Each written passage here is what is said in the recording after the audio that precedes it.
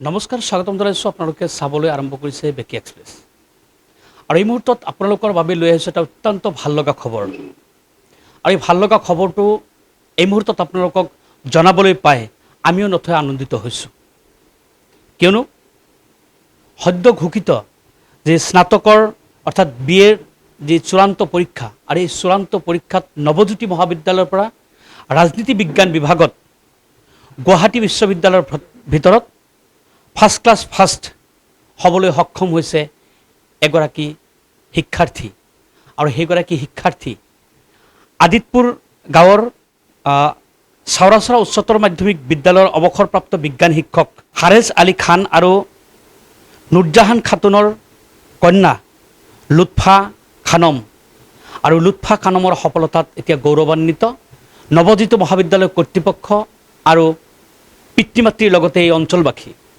আৰু এই মুহূৰ্তত মই সেইগৰাকী লুৎফা খানম যিগৰাকী লুৎফা খানমে নৱজ্যোতি মহাবিদ্যালয়ৰ পৰা ৰাজনীতি বিজ্ঞান বিভাগত গুৱাহাটী বিশ্ববিদ্যালয়ৰ ভিতৰত ফাৰ্ষ্ট ক্লাছ ফাৰ্ষ্ট হ'বলৈ সক্ষম হৈছে সেইগৰাকী লুৎফা খানমৰ ঘৰত মই এই মুহূৰ্তত আছোঁ আৰু লুৎফা খানম এই মুহূৰ্তত মোৰ কাষত আছে মই লুৎফা খানমৰ ওচৰলৈ আহিছোঁ কিছু কথা লুৎফা খানমৰ পৰা জানিবলৈ এই মুহূৰ্তত চেষ্টা কৰিম আগতে প্ৰথমতে বেকি এক্সপ্ৰেছৰ পৰা ইয়াৰ পৰা শুভেচ্ছা জ্ঞাপন কৰিছোঁ এই ফলাফলৰ বাবে থেংক ইউ ধন্যবাদ আৰু কি অনুভৱ এই মুহূৰ্তত ব্যক্ত কৰিবা যি সফলতা আজিৰ এই সফলতাৰ পিছত মোৰ বহুত ভাল লাগিছে বহুত গৌৰৱান্বিত অনুভৱ কৰিছোঁ আৰু এই সফলতাৰ ক্ৰেডিটটো মই অকলে ল'ব নোৱাৰোঁ আৰু তাৰ ক্ৰেডিটটো আমাৰ ডিপাৰ্টমেণ্টৰ অধ্যাপকসকল লগতে মোৰ মা দেউতা আৰু লগতে মোৰ বন্ধু বান্ধৱীসকলকো মই এই কৃতজ্ঞতা জনাব বিচাৰিছোঁ আচলতে কেনেকৈ আগবাঢ়িছিলা বা কিমান সময় অধ্যয়ন কৰিছিলা যে আজি ইমান এই ফলতা আচলতে মই তেনেকুৱা কিমান ঘণ্টা তেনেকৈ পঢ়া নাছিলোঁ কিন্তু কলেজত ছাৰসকলে যিখিনি পঢ়াইছিলে ক্লাছত সেইখিনি মই ঘৰত আহি লগে লগে মানে সেইখিনি ৰিভাইজ কৰিছিলোঁ আৰু দৈনন্দিন যিখিনি পঢ়াইছিলে ছাৰে ডেইলি টু ডেইলি পঢ়ি গৈছিলোঁ কি ক'বা উঠি অহা ছাত্ৰ ছাত্ৰীক বিশেষকৈ বৰ্তমান সময়ত ছাত্ৰ ছাত্ৰীসকলে বিশেষকৈ মোবাইলৰ প্ৰতি ব্যক্তি আকৰ্ষিত তুমি কি ক'বা মোবাইল সম্পৰ্কে মোবাইল চলাব লাগে চলাওক মিডিয়াটো ছ'চিয়েল মিডিয়াটো লাগে ছ'চিয়েল মিডিয়াত যদি ভালকৈ আপুনি পজিটিভ যদি ছাইডত চায় তেনেহ'লে ইয়াৰো বহুত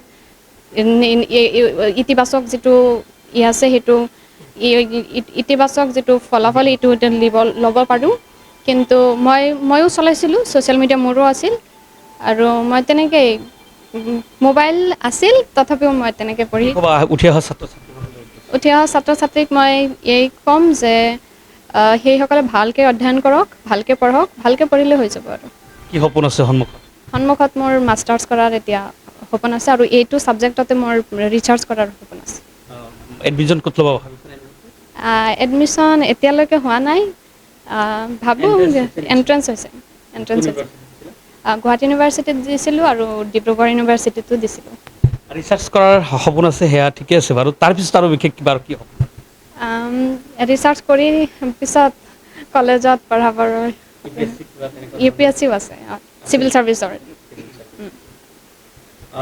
বহুত বহুত ধন্যবাদ জ্ঞাপন কৰিছোঁ এয়া আছিল সেইগৰাকী গৰ্বিত ছাত্ৰী যিগৰাকী ছাত্ৰীয়ে নৱজ্যোতি মহাবিদ্যালয়ৰ পৰা ৰাজনীতি বিজ্ঞান বিভাগত গুৱাহাটী বিশ্ববিদ্যালয়ৰ ভিতৰত ফাৰ্ষ্ট ক্লাছ ফাৰ্ষ্ট হ'বলৈ সক্ষম হৈছে আৰু এই ফাৰ্ষ্ট ক্লাছ ফাৰ্ষ্ট হৈ পিতৃ মাতৃৰ লগতে নৱজ্যোতি মহাবিদ্যালয় কৰ্তৃপক্ষৰ অঞ্চলবাসীলৈ গৌৰৱ কৰি আনিবলৈ সক্ষম হৈছে আমি কথা পাতিবলৈ চেষ্টা কৰিলোঁ গৰ্বিত যি দুগৰাকী পিতৃ মাতৃ এই হাৰেছ আলী খান ডাঙৰীয়া আছে মাতৃ নুৰজাহান খাতুন আছে প্ৰথমতে মাতৃগৰাকীৰ কাষলৈ আহিছোঁ কি ক'ব আজি এই কন্যাৰ যি সফলতা কেনেকুৱা অনুভৱ এই মুহূৰ্তত এতিয়া ময়ো বেকি এক্সপ্ৰেছক প্ৰথমতে ধন্যবাদ জনাইছোঁ আৰু কি ক'ম এতিয়া মোৰ বহুত ভাল লাগিছে কেনেকৈ আগুৱাই লৈ গৈছিল আজি ছোৱালীৰ যি সফলতা ভাল গুৱাহাটী বিশ্ববিদ্যালয়ৰ ভিতৰত ইমান ধুনীয়া এটা ৰিজাল্ট কৰিবলৈ সক্ষম হ'ল কেনেকৈ কিমান সময় আপুনি অধ্যয়ন কৰাবলৈ বা কেনেকৈ যত্ন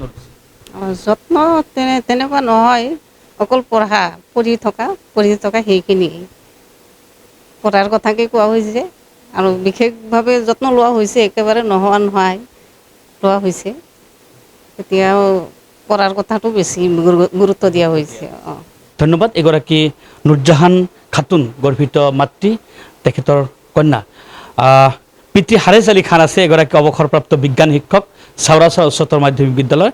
কি ক'ব এই মুহূৰ্তত? আপোনাকো শুভেচ্ছা জ্ঞাপন কৰিছোঁ কন্যাৰ এই সফলতাৰ কাৰণে। কি অনুভৱ আপোনাৰ এই মুহূৰ্তত? মোৰ এই সময়ত ভাল অনুভৱ, খুবেই ভাল লাগিছে। গুৱাহাটী বিশ্ববিদ্যালয়ৰ ভিতৰত প্ৰথম ৰেংক অৰ্জন কৰিছে তাই। খুবেই ভাল লাগিছে, খুবেই আনন্দিত। লগতে মোৰ তাৰমানে বিদ্যালয়ৰ নৱজ্যোতি মহাবিদ্যালয়ৰ ডিপাৰ্টমেণ্টৰ হেড ছাৰ আহিছে আমাৰ ওচৰলৈ, তেখেতকো ধন্যবাদ জনাইছোঁ আৰু ষ্টাফকো ধন্যবাদ জনাইছোঁ। আৰু লগতে মহাবিদ্যালয়খনৰ মংগল কামনা কৰিছোঁ যে প্ৰতি বছৰে ঠিক এইদৰেই প্ৰতিজন ছাত্ৰই গুৱাহাটী বিশ্ববিদ্যালয়ৰ ভিতৰত চূড়ান্ত পৰীক্ষাত প্ৰথম স্থান দখল কৰক আৰু নৱজ্যোতি মহাবিদ্যালয়খনৰ সুনাম আৰু উজ্জ্বল কৰক, এইটোৱে মোৰ কামনা। ধন্যবাদ জ্ঞাপন কৰিছোঁ। এয়া আছিল লুৎফা খানমৰ পিতৃ হাৰেছ আলী খানৰ মন্তব্য আমি গ্ৰহণ কৰিবলৈ চেষ্টা কৰিলোঁ। পিতৃ হাৰেছ আলী খান আৰু লুৎফা খানমে ইতিমধ্যে নৱজ্যোতি মহাবিদ্যালয়ৰ ৰাজনীতি বিজ্ঞান বিভাগৰ যিগৰাকী মুৰব্বী অধ্যাপক, তেখেতক আৰু নৱজ্যোতি মহাবিদ্যালয় কৰ্তৃপক্ষক ভূয়সী প্ৰশংসা কৰিছে। এইখিনিতে মোৰ কাষত নৱজ্যোতি মহাবিদ্যালয়ৰ ৰাজনীতি বিজ্ঞান বিভাগৰ অধ্যাপক, মুৰব্বী অধ্যাপক ডক্টৰ ফখৰুল আলম ডাঙৰীয়া মোৰ সৈতে আছে। মই কথা পাতিবলৈ চেষ্টা কৰিম। শুভেচ্ছা জ্ঞাপন কৰিছোঁ। ধন্যবাদ জনাইছোঁ। আপোনাৰ ডিপাৰ্টমেণ্টত ইমান এটা ভাল ফলাফল কেৱল কলগাছে নহয়, আদিতপুৰ এই বৃহত্তৰ অঞ্চললৈ গৌৰৱ কৰি নিবলৈ সক্ষম হৈছে। গুৱাহাটী বিশ্ববিদ্যালয়ৰ পৰা ফাৰ্ষ্ট হ'বলৈ সক্ষম হৈছে। গতিকে এই চেগতে আপোনাক পুনৰবাৰ শুভেচ্ছা জ্ঞাপন কৰিছোঁ। ধন্যবাদ জনাইছোঁ। কি ক'ব, কেনেকুৱা অনুভৱ আপোনাৰ? প্ৰথমতে মই বেকি এক্সপ্ৰেছক আন্তৰিক ধন্যবাদ জ্ঞাপন কৰিছোঁ। সঁচাকৈ আমাৰ নৱজ্যোতি মহাবিদ্যালয়ৰ পলিটিকেল ছায়েন্স ডিপাৰ্টমেণ্ট আৰু আমাৰ নৱজ্যোতি মহাবিদ্যালয়ৰ কাৰণে এটি গৌৰৱৰ ক্ষণ। কাৰণ 1971 চনত আমাৰ মহাবিদ্যালয়খন স্থাপিত হৈছিলে। মোৰ পিতৃ এম মুজাম্মিল হুছেইন, তেখেত মহাবিদ্যালয়খনৰ ফাউণ্ডাৰ ছেক্ৰেটাৰী আছিলে আৰু পলিটিকেল ছায়েন্স ডিপাৰ্টমেণ্টৰ হেড অফ দ্য ডিপাৰ্টমেণ্ট আছিলে। আৰু মই যেতিয়া খবৰটো গম পাই মই প্ৰথমে লুৎফাক ফোন কৰিছোঁ। লুৎফাৰ ফোন বিজি পাইছোঁ। তাৰপিছত মই মোৰ পিতৃক ফোন কৰিছোঁ। পিতৃ খুব আনন্দিত হৈছে, কাৰণ তেওঁ founder head of the department আছিলে। আৰু আমাৰ ডিপাৰ্টমেণ্টৰ কাৰণে নিশ্চয় এটি আনন্দৰ ক্ষণ, কাৰণ 1971 চনৰ পৰা আৰম্ভ কৰি 2026 চনলৈকে এক দীঘলীয়া যাত্ৰা। এই দীঘলীয়া যাত্ৰাৰ সময়ছোৱাত আমাৰ গুৱাহাটী ইউনিভাৰ্চিটিৰ লুৎফা খানমহঁতৰ যিটো বেটছ, এইটো আছিলে লাষ্ট বেটছ। যিহেতু আমাৰ নৱজ্যোতি কলেজখন এতিয়া ভট্টদেৱ ইউনিভাৰ্চিটিৰ আণ্ডাৰত চলি আছে, গতিকে আমাৰ ডিপাৰ্টমেণ্টৰ ফালৰ পৰা for the first time and for the last time Guwahati ইউনিভাৰ্চিটিৰ আণ্ডাৰত তেওঁ ফাৰ্ষ্ট ৰেংক দখল কৰিবলৈ সক্ষম হৈছে। গতিকে মই being the head of the department, I feel really proud. It's a matter of privilege. আৰু মই লুৎফা খানমক আন্তৰিক ধন্যবাদ জ্ঞাপন কৰিছোঁ, শুভেচ্ছা জ্ঞাপন কৰিছোঁ। আৰু সঁচাকৈ লুৎফা খানমক মই অবজাৰ্ভ কৰিছিলোঁ। আমি ডিপাৰ্টমেণ্টৰ যিকেইজন আমি ফেকাল্টি মেম্বাৰ্ছ আছোঁ, মই আছোঁ, মোৰ লগতে ডক্টৰ ধ্ৰুৱজ্যোতি দাস আছে, মোৰ ইমিডিয়েট জুনিয়ৰ। দেন দেৱোৎপল বৰা আছে, আৰু আমাৰ নাছিৰ উদ্দিন মোৰ লগত আহিছে। দেৱোৎপল বৰা এতিয়া গুৱাহাটীত আছে।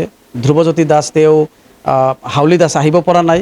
কিন্তু মই ডিপাৰ্টমেণ্টক ৰিপ্ৰেজেণ্ট কৰি আহিছোঁ, being head of the department. আৰু আমাৰ প্ৰিন্সিপাল ছাৰ ডক্টৰ বিজয় বৰ্মন ছাৰকো মই আন্তৰিক ধন্যবাদ জ্ঞাপন কৰিম।